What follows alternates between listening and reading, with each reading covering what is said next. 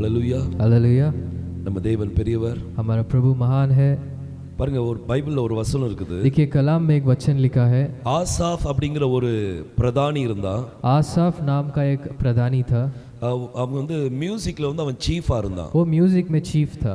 அதுவும் என்ன மியூசிக் வாசிப்பான்னா, वो क्या म्यूजिक बजाता था? அவன் சிம்பல்ஸ் வாசிப்பான். वो सिंबल्स बजाता था। सब बैठे। சிம்பல்ஸ் வாசிப்பான். वो सिंबल्स बजाता था। சிம்பல்ஸ்ல நமக்கு தெரியும்ல, सिंबल सबको पता है ना? ரெண்டு இந்த சைடுல இருந்து அப்படி ஜிங் ஜிங் அடிப்பாங்க. वो जिंग जिंग करके आवाज आता है दोनों அதுல சின்ன இது ஒரு உண்டு, சிம்பல்ஸும் உண்டு. उसमें छोटा सिंबल्स भी आता है, பெரிய சிம்பல்ஸும் உண்டு, बड़ा भी आता है। சோ இவன் வந்து பெரிய சிம்பல்ஸ் வாசிப்பான். तो ये बड़ा सिंबल्स बजाता है। அவன் மியூசிக்ல சீஃபா இருந்தான். वो म्यूजिक में चीफ था। அவனுக்கு என்ன வேலை இதுல?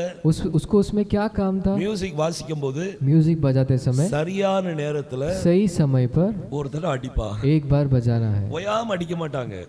बार बार नहीं बजाना है, ஒரு தடவை அடிப்பாங்க. एक बार बजाना है। இந்த சிம்பல்ஸ்க்கு என்ன சொல்வாங்க அப்படினா, इस सिंबल्स को क्या कहते हैं? அதை எபிரேய மொழியில उसको इब्रानी भाषा में அத மெட்சலேத் அப்படினு சொல்வாங்க. उसे मेट्सेलेत कहते हैं। இந்த மெட்சலேத் அப்படினா சிம்பல்ஸ். मेट्सेलेत का मतलब है सिंबल्स। இதுல ரெண்டு காரியம் இருக்கும், ரெண்டு சைடு இருக்கும். इसमें दो चीज है, இதுல ரெண்டு பாகங்கள் इसमें இருக்கும். इसका दो भाग है।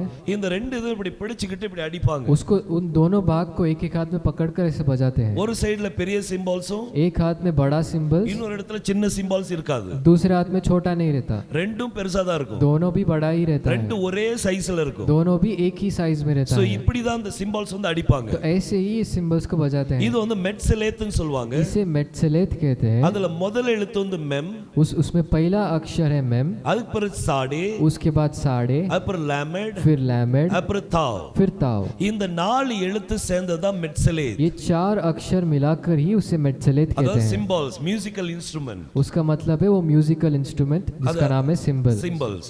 இப்போ இந்த முதல் எழுத்தை பாத்தீங்கன்னா, अभी पहला अक्षर को देखेंगे तो இது வந்து மெம். ये मेम है। மெம்னா அர்த்தம் என்ன?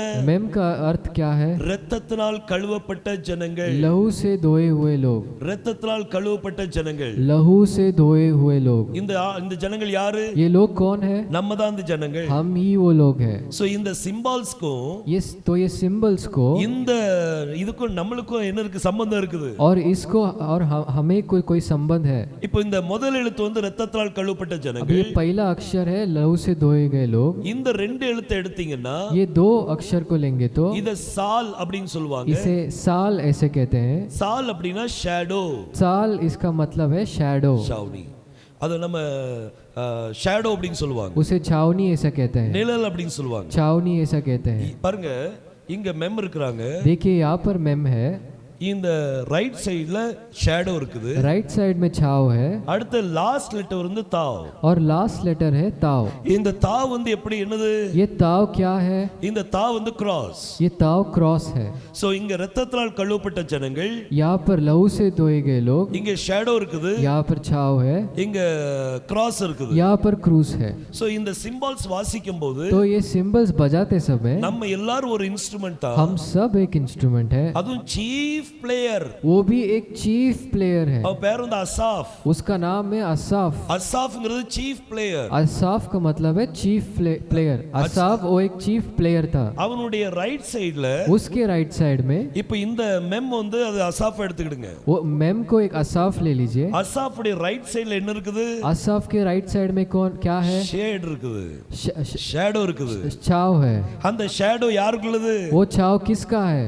யெகோஷுவாக்குள்ளது. यहोशुआ का छाव। அதனால தான் சங்கீதம் 121ல பைபிள் சொல்லுது, इसलिए भजन संगीता 121 में लिखा है, கர்த்தர் परमेश्वर என் வலது பக்கத்தில் मेरे दाई ओर நிழலாயிருக்கிறார். वो छाव बन के है। சோ கர்த்தர் நம்ம நிழல் பக்கத்துல நிழலாயிருக்காராம். वो परमेश्वर हमारी दाई ओर छाव बन के है। சோ இந்த இன்ஸ்ட்ருமென்ட், மியூசிக்கல் இன்ஸ்ட்ருமென்ட் எடுத்தா, तो ये म्यूजिकल इंस्ट्रूमेंट ले लेंगे तो அது எதை குறிக்க वो அப்படினா, किसे बताता है? கர்த்தர் உங்க ரைட் சைடுல ஷேடோவா இருக்கிறார். प्रभु आपके राइट साइड में शैडो बन के है। அப்படி இருக்கும்போது वैसे रहते समय அப்போ ஒரு சவுண்ட் எழும்பும். वहां से एक आवाज आता है, ரெண்டு ஷேடோ ஒன்னாகும். दो शैडो एक बनता है। ஒன்னு கர்த்தருடைய ஷேடோ, एक परमेश्वर का छाव இன்னொன்னு உங்களுடைய ஷேடோ. और एक आपका छाव। இதுதான் இந்த ரெண்டு சிம்பால்ஸ்க்குள்ள ரெண்டு இது ரெண்டு சைடு. यही वो दो सिंबल्स का दो साइड है. இந்த ரெண்டு ஷேடோவும் இணையும் போது ये दोनों छाव मिलते समय ஒரு பெரிய சவுண்ட் ஜெனரேட் एक ஆகுது. बहुत बड़ा आवाज उत्पन्न होता है. அந்த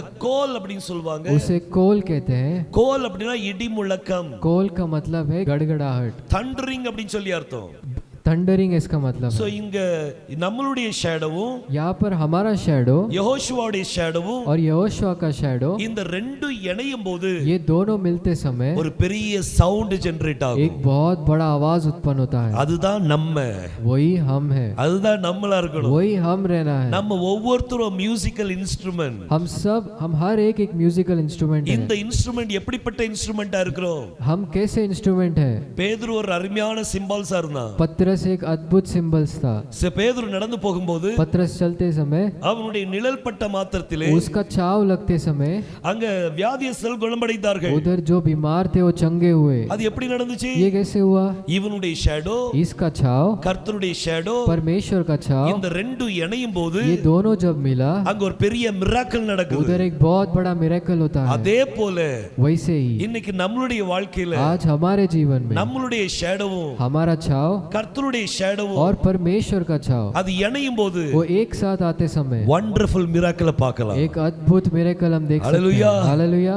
இது ஒரு चीफ மியூசிஷியன். एक चीफ म्यूजिशियन है. அவர் பேர் வந்து அசாப். उसका नाम है आसाफ. அவர் என்ன இன்ஸ்ட்ருமெண்ட் ப்ளே பண்றாரு वो பாருங்க. कौन सा इंस्ट्रूमेंट बजा रहा है? சாதாரண இன்ஸ்ட்ருமெண்ட். एक साधारण इंस्ट्रूमेंट ஆனா बजा அந்த रहा है. சாதாரண இன்ஸ்ட்ருமெண்ட்ல लेकिन उस इंस्ट्रूमेंट को எவ்வளவு பெரிய ரகசியம் அடங்கி இருக்குது. कितना बड़ा गुप्त है देखिए. நான் என்ன நினைக்கிறேன்னா, मैं क्या सोचता हूँ, நான் இந்த சிம்பால்ஸா மாறணும். मैं ये सिंबल्स बनना है. நம்ம நடந்து போகும்போது हम चलते समय நெல் பட்ட உடனே சுகமடையணும். हमारा छाव लगते ही सब चंगे होना है. நம்ம தமிழ்நாட்டுல ஒரு ஊழியக்காரர் இருந்தாங்க. तमिलनाडु में एक सेवक थे. அவர் பேர் வந்து பாலாசி லஹரி. उनका नाम था पालासी लहारी. அவர் வந்து முதல்ல நல்லா இருந்தாரு. पहले बहुत अच्छे थे. அப்புறம் நான் தான் இயேசு கிறிஸ்துன்னு சொல்லி கீழே விழுந்துட்டாரு. उसके बाद मैं ही यीशु हूं ऐसा बोल के वो गिर गए. இந்த நல்லா இருக்கிற நாட்கள்ல जब वो अच्छे थे அவருடைய நிழல் பட்ட மாத்திரத்துல நொண்டி நாயெல்லாம் சுகமடைஞ்சிருக்கு. उनका छाव लगते ही जो लंगड़ा कुत्ता था वो चंगा हो गया.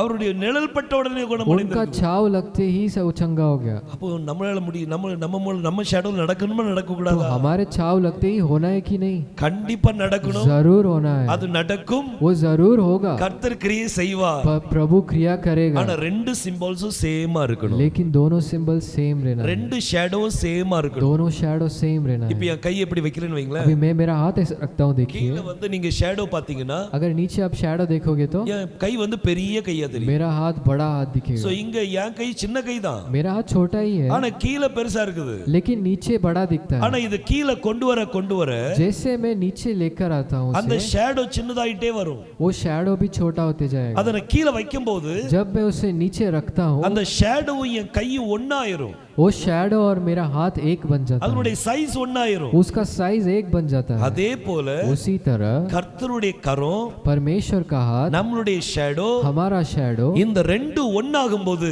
ये दोनों एक होते समय அங்க பெரிய மிராக்கிளை பார்க்கலாம். उधर बड़ा मिरेकल हम देख सकते हैं.